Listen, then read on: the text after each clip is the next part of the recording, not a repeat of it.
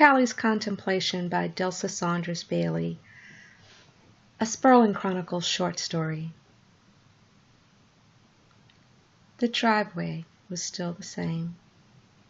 Callie heard the gravel popping as she drove up the slight incline. The sounds reminded her of the last day she had lived there. That infamous day that she tried not to think about, tried to hide from herself. But it hadn't worked. After all these years, she was still awake from dreaming about the blood-splattered walls and the gaping, gushing hole in the middle of her mother's chest. She had covered it with a pillow and tried to apply pressure, but her mother was already gone. So was her father. His head was a mess. A shotgun will do that to you. She sat in the car and looked around for a while. The swing set was gone. The crepe myrtle trees were bigger. To her surprise, the house looked almost exactly the same. She wondered who lived there now. Somebody was maintaining it. The white trim glistened in the morning sun. Putting her hand on the door latch of her car, she took a deep breath. Her new therapist had recommended this trip, hoping it would help put those dreams to rest, but Callie didn't agree.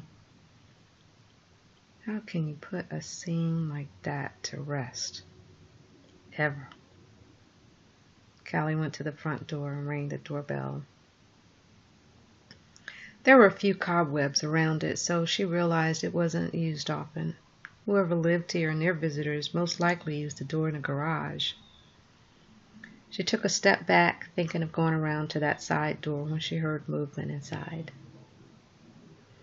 The door swung open and a tall, brown woman broke into a wide smile, then grabbed her. Callie almost fell into the door with a stoop. The woman hugged her tightly, rocking her. Kalina! Oh my God! Kalina, it's really you? It's really you? You don't know how many times I pictured you walking up to this door. Oh, thank God you finally came home. You finally came home, the woman said, and then let her go.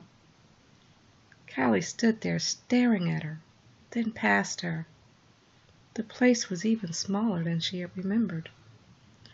You don't know who I am, do you? The woman asked, stepping back and waving Callie toward the small living room.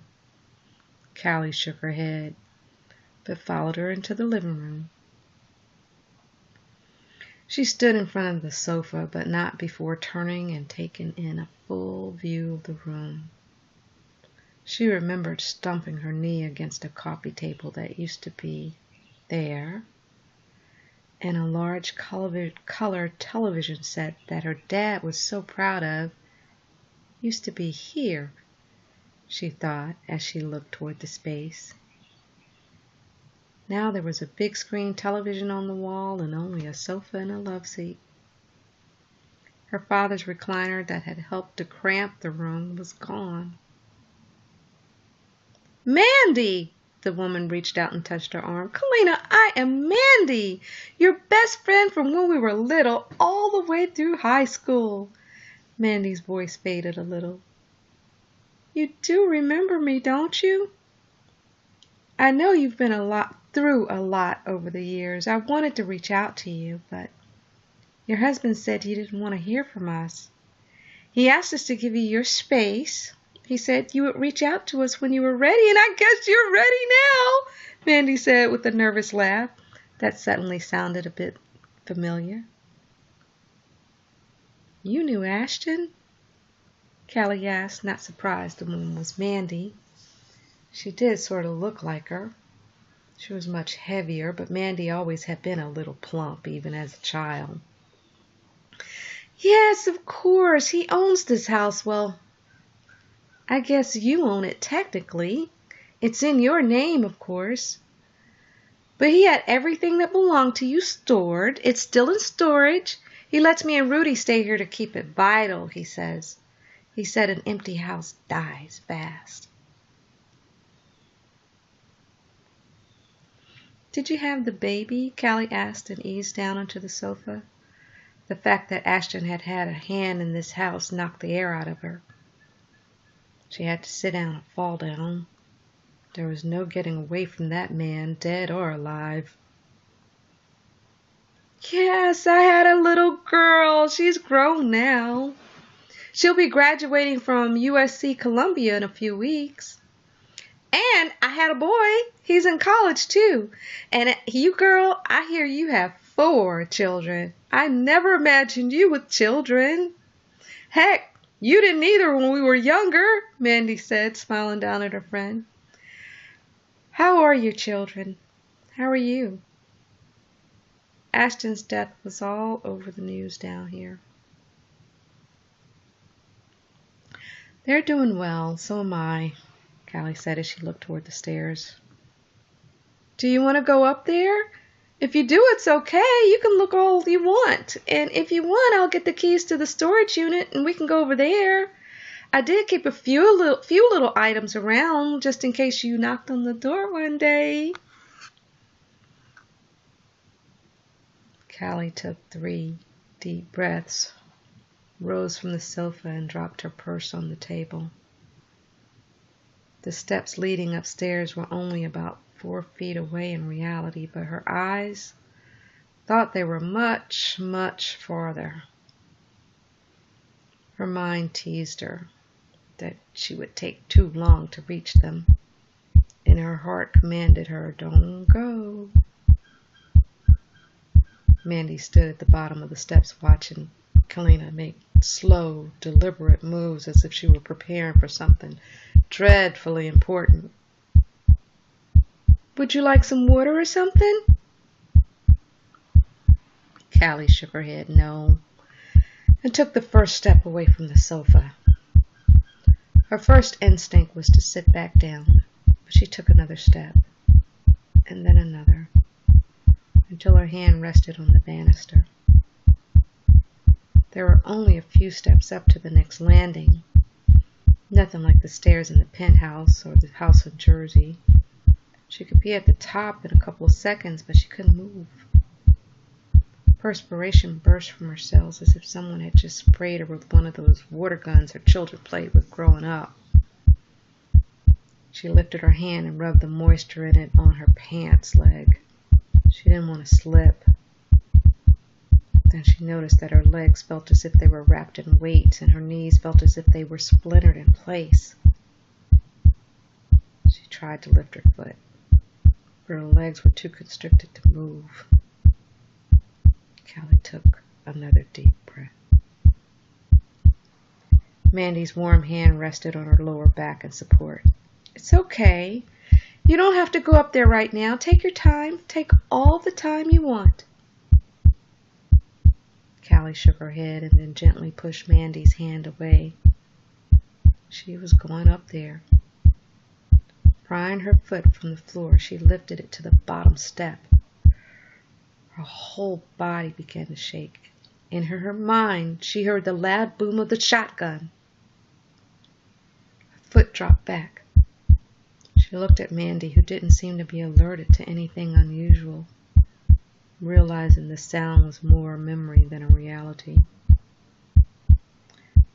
She took another long, deep breath and lifted her foot again. It still shook with fear, but it moved.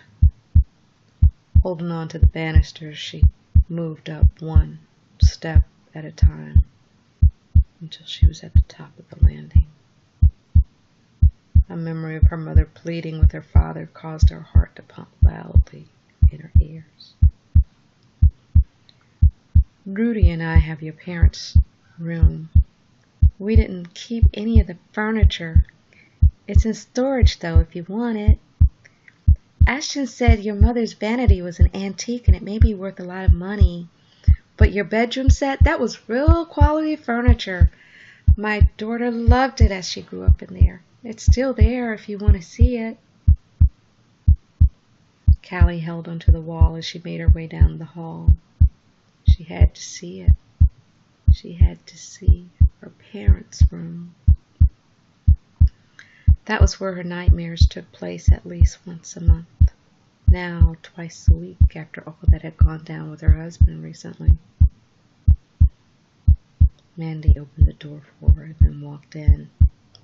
The bed was different, but it was in the same location where her parents' bed had been, and Callie's knees began to buckle. She could see her mother's lifeless, bloody body staring at her. She closed her eyes and opened them again, seeing a lighter-colored bedroom set with lavender bedding and with Christian-like pictures on the wall, which almost seemed funny to Callie. She wondered how much lovemaking took place in this room under the watchful eye of a pious figure suffering and bleeding. It was obvious this family had never suffered any violence or tragedy. If they had had a reminder of someone's suffering, that would be something they would not want to see at night before going to sleep. Callie walked over to the window and looked at the same forest she had seen on her last day there and all the days before growing up. The trees hadn't been taken down to make room for a subdivision or anything like that. It was as if the place had been stuck in time. Callie had seen enough and went back down the hall with more control over her legs now. Her knees were bending without thought. She opened her bedroom door and smiled slightly. Mandy had been right. Her four-poster bed stood there where it always had, along with her vanity, her dressers, and her bookshelves. The furniture was well cared for and didn't look old or dated. It just shined as if it was expecting her. Callie walked in and slid her fingers across the top of the vanity and then checked her face in the mirror. It was done, she thought. She had faced her fears. But she wasn't feeling any differently. Maybe, just maybe, the nightmare of her parents' murder-suicide would fade. But what would take its place? The rapes? The murders? The loss of her home? Loss of her husband? She had no idea what else she could withstand, and she didn't want to know. All she knew was that she could cry no more tears for dead men.